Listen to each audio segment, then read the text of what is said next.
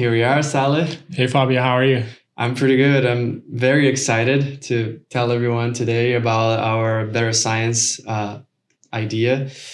Me too, Fabio. Better Science has been through a lot of different forms and shapes, and I'm excited to be here to tell our audience what it's all about. Yeah, and I think just to give a teaser before we delve into it, Better Science is a show where we're going to talk about science. We're going to talk about scientific discoveries. But the kicker really is we're going to talk about it in a way that everybody can understand. Like, this is a show that is not for scientists necessarily, it's for everyone.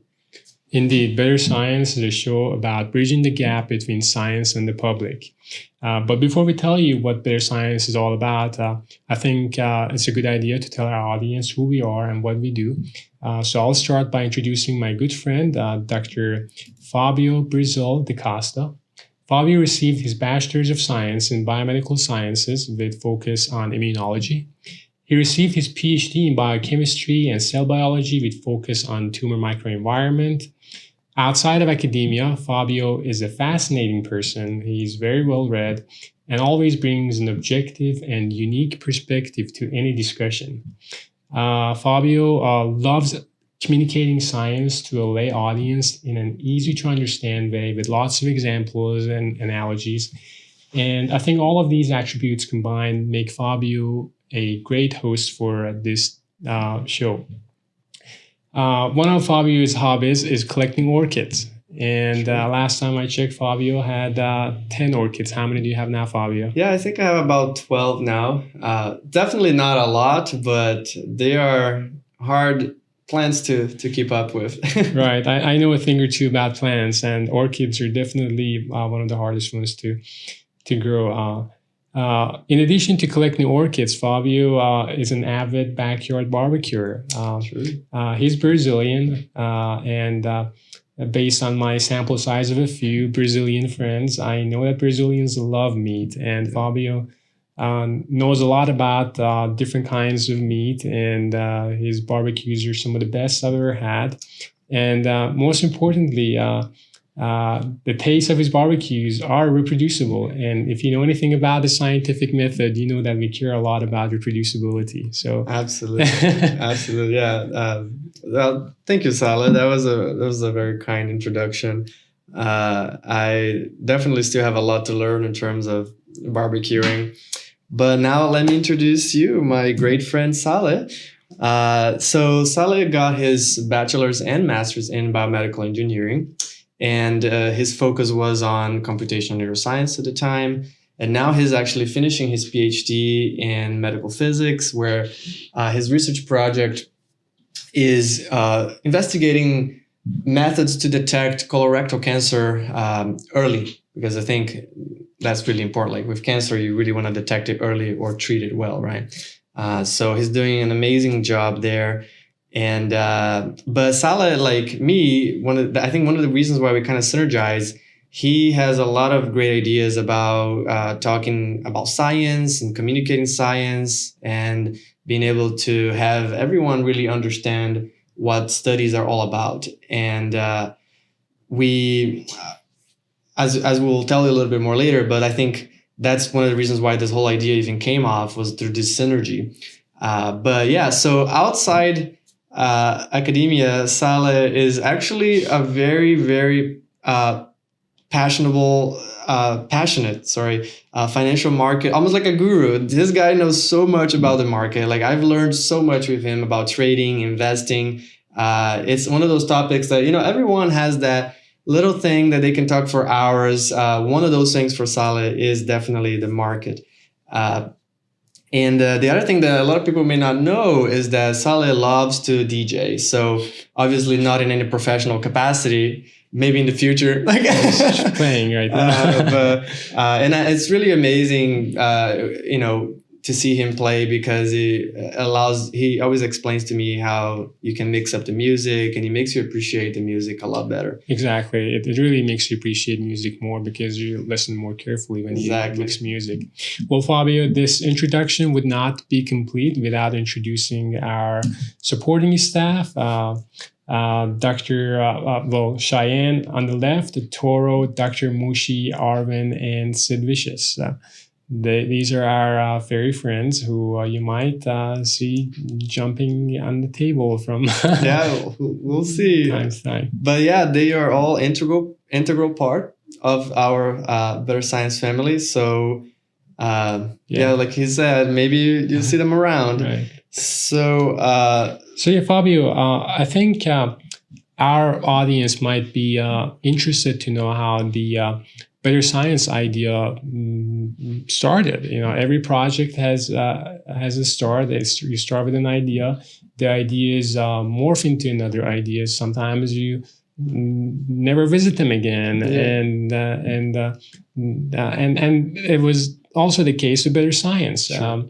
I think, if I remember correctly, a couple of years ago, I approached Fabio while we were working in the lab. By the way, Fabio and I work on our PhD. I'm still working on mine in the same lab, and that's how we met.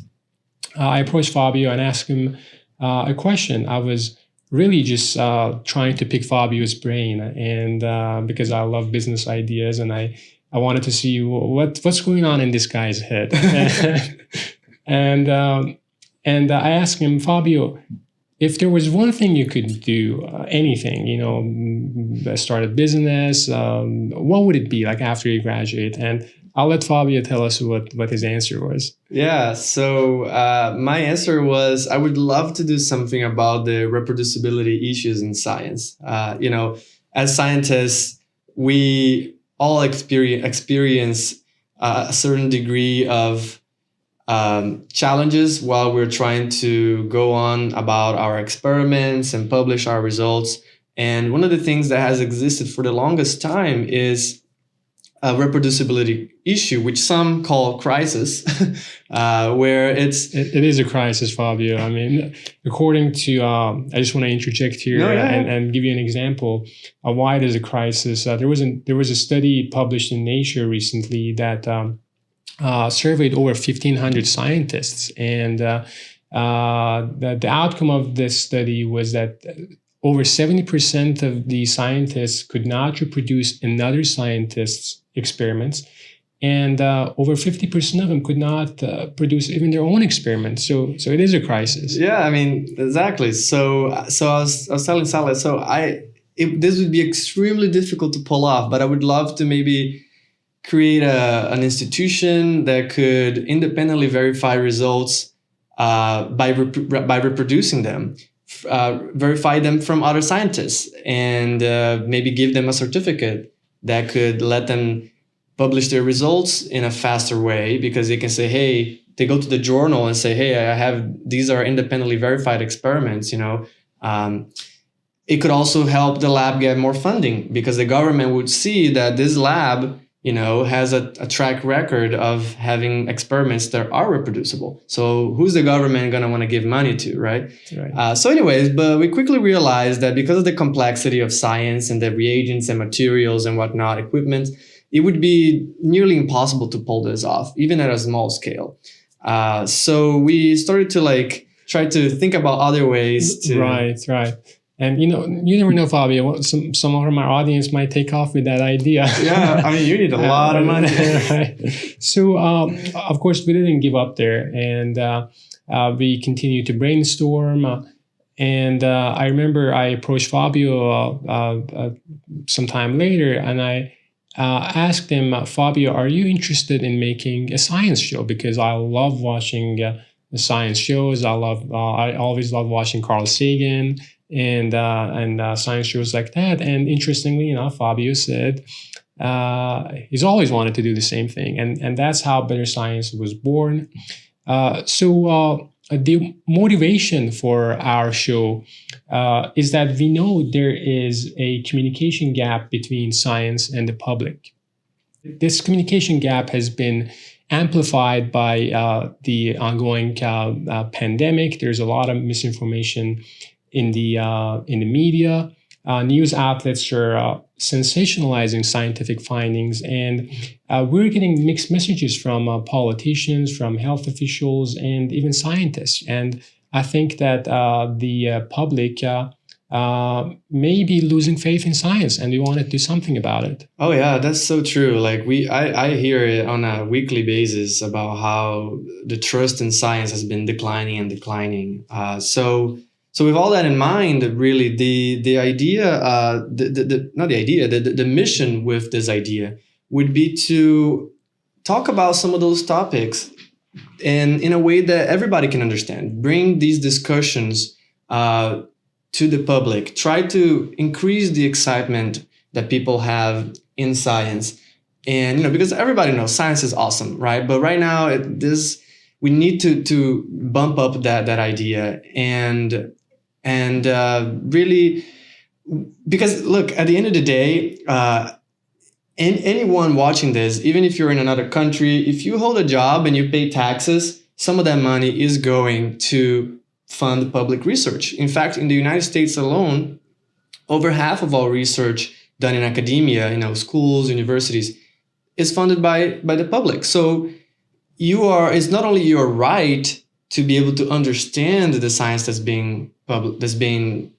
coming out from in your country, but you're kind of entitled to. And to give you an idea, so some journals, because it's not the fault of the public that the idea that science is only for scientists. So there are journals that are realizing that. They're starting to say, okay, so when scientists publish a paper, they have to include a page where they describe their findings in a way that the public can understand. And why that isn't the standard yet blows my mind, Right. You're right, Fabio. And given our motivation for better science, we're excited to play a role in closing this gap. And we are extremely ambitious with this project. And we're going to explore different avenues by which we can improve science communication. So our first episode will be part of a series of episodes that we decided to call Science Digest.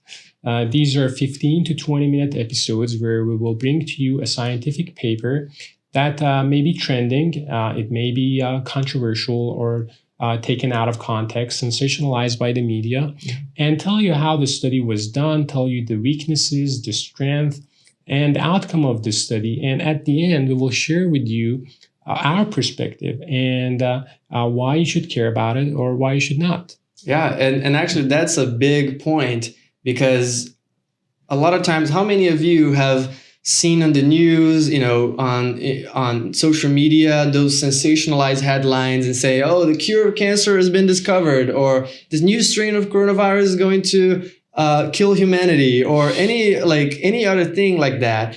And we want to essentially say, hey, let's tone it down. Let's find the original source of that. Let's find the study that showed the information about that, and say what the authors really meant, what was really what really were the findings, and essentially have an interesting discussion. So, and then hopefully everybody will be able to understand and get something useful out of it. Right.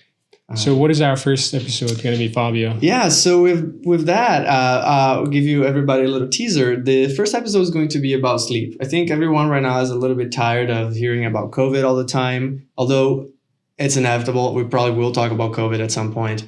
But this was a study that was published recently, and it got picked up by the news. It was sensationalized, but it was a study that discussed the idea that the association between how long you sleep and development of neurological diseases later in life.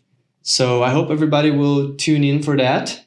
And I hope to see you. Right. So you guys come take a break from COVID and see us in our next episode. Yes. Have a good day.